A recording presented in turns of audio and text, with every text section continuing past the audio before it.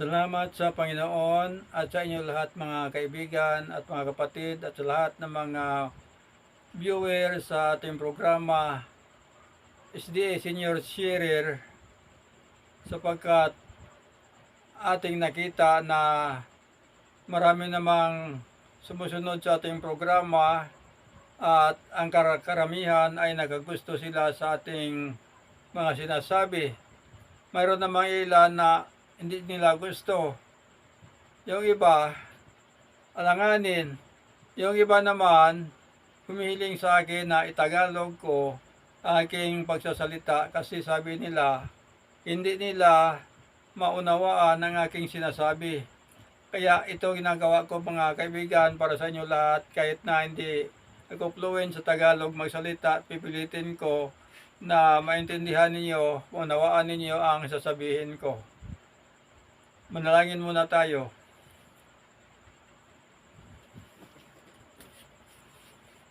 Panginoong Diyos na sa langit, inihiling namin sa iyo ang karagdagang talino mula sa iyong Holy Spirit na mag-guide sa aming isipan at puso upang ang mga salitain namin at mga pakinggan ay aming maunawaan. Sa pangalan ni Jesus Christ. Amen. Mga kapatid, ang Panginoon ay dapat siya ang president sa lahat nating ginagawa. Siya talaga ang dapat mauna sa lahat natin kung ano man ating ginagawa sa ating buhay. Yan ang totoo. Ang Panginoon ay gumawa ng langit, lupa, dagat at ng lahat ng dito sa mundo na ating ginagalawan, kasama na tayo dito.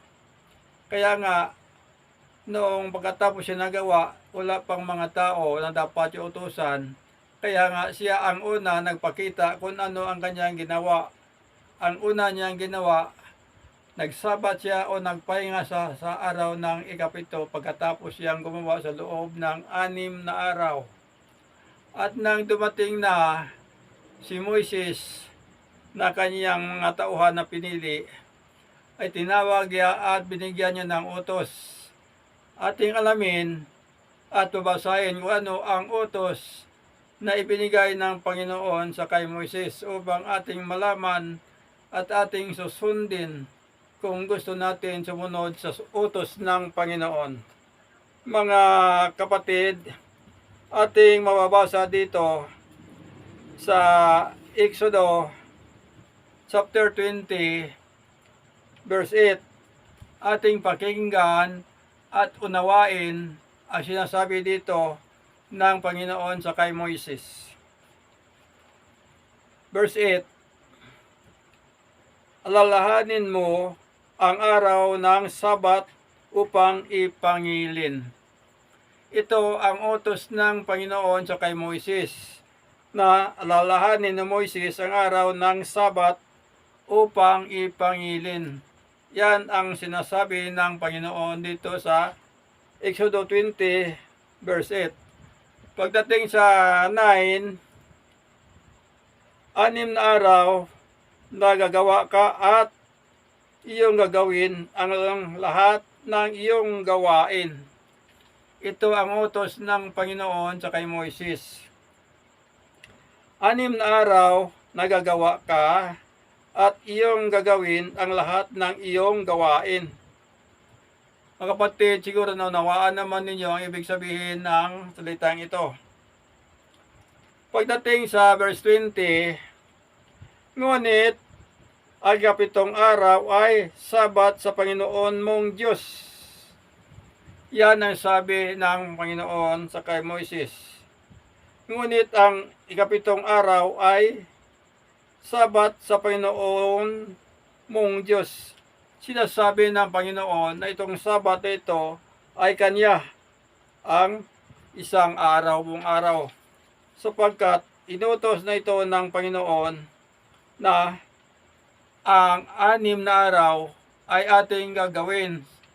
Kung ano man ang ginapagawa ng Panginoon, yun ang ating gawain na inutos ng Panginoon. At sa ikapitong araw, inaangkin niya na Kanya ang ikapitong araw, na ang tao ay huwag magtrabaho. at atin susundan ang pagbasa. Sa araw na iyon ay huwag kang gagawa ng anumang gawa. Ikaw, ni ang iyong anak na lalaki, ni babae, ni ang iyong alipin na lalaki, ni babae, ni ang iyong baka, ni ang iyong taga-ibang lupa na nasa loob ng iyong mga pintuang daan. Mga kaibigan at mga kapatid, dapat unawaan natin itong sinasabi dito.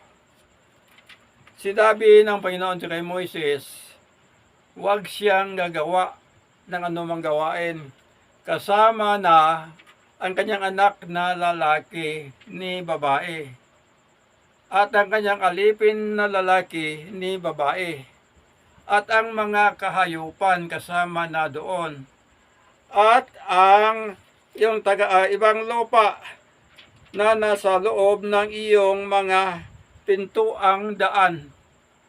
Mga kaibigan, tagapakinig, alam naman siguro ninyo kung ano ibig sabihin ng hintil. Ang hintil, mga tao na hindi kadugo ng 12 tribe ni Jacob, Israel. Tayo, matawag tayo na hintil. Matawag din tayo ng foreigner. Matawag din tayo taga-ibang lupa kasi hindi tayo dugo ng 12 tribes na sinasabi ng Panginoon ng kanyang mga tauhan. Yan ang totoo, mga kaibigan.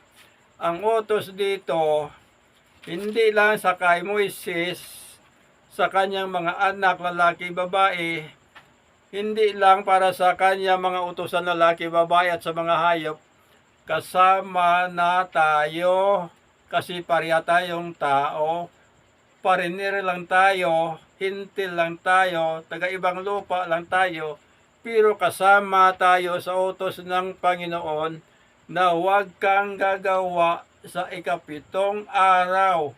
Yan ang utos ng Panginoon sa mga tao. Sinabi ng Panginoon, nung una pa man, 6 na araw gagawa ka, ngunit sa ikapitong araw magsabat ka.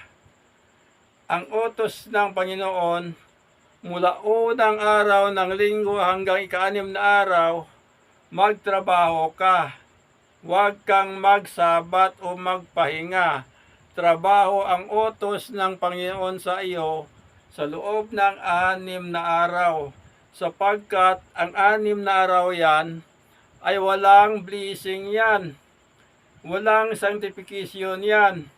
Oras yan ng trabaho. Kaya ang Panginoon nag-utos na ang tao gagawa ng kanilang trabaho. Anumang gawain dapat nila gawain sa loob ng 6 na araw na yan. Yan ang utos ng Panginoon. Ngunit, pagdating sa ikapitong araw, na sa atin ngayon ay Sabado o Saturday, dito ang utos ng Panginoon na magsabat ka o magpahinga ka. Ang ibig sabihin ng sabat, magpahinga ka. Walang trabaho, di ka magtrabaho. Yan ang sinasabi ng Panginoon na blessing niya sa ikapitong araw, sapagkat binigay ng Diyos sa tao ang blessing na yan na huwag gagawa ng mga trabaho upang ang katawan ng tao makarelax ang kanyang pisikal at the same time makapangilin siya sa Panginoon sa araw na yan na ang Panginoon ay nag-sanctified sa araw na ikapito upang makilala ng tao na ang Diyos ay gumawa ng langit, lupa, dagat at lahat ng narito sa mundo ay ginawa niya upang makilala ng tao kung ano ang Diyos. Kaya nga siya sabi ng Diyos, na dito na araw sa ikapito, huwag kayong gagawa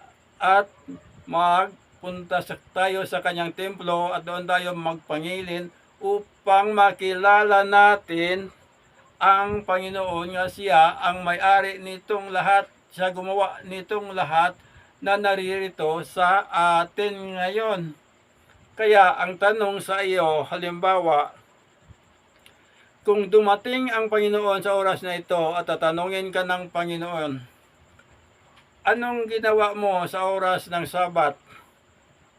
Natural, karamihan sa atin ngayon, nagtrabaho sa araw ng Sabat. Ang sabihin mo, Panginoon, nagtrabaho ako sa araw ng Sabat. Anong sagot sa iyo ng Panginoon?